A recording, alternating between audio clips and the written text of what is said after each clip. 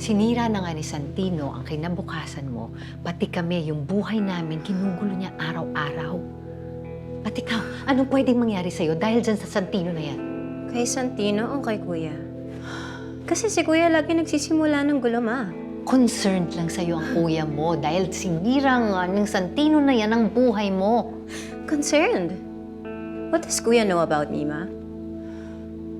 Ha? Yan lang naman alam mo, di ba? Ipagtanggol yung paborito mong anak. Wala akong paborito. Oh, really, Ma? It's okay, Ma.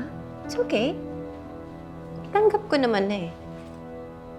Wala na nga ako maramdaman about it eh. Kasi, si Erica, siya yung anak mong black sheep na kailangan yung patinuin para hindi masira yung imahe ng pamilya. Diba?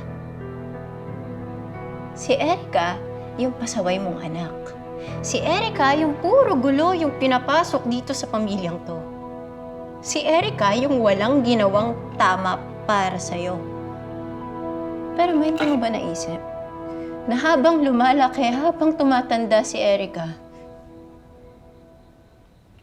ang pinaka-kinakailangan niya yung gabay ninyo.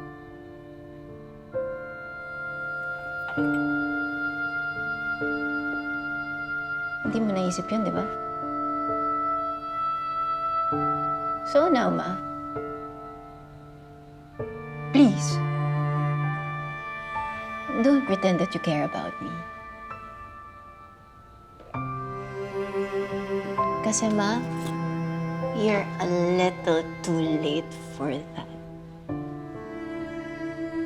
So don't.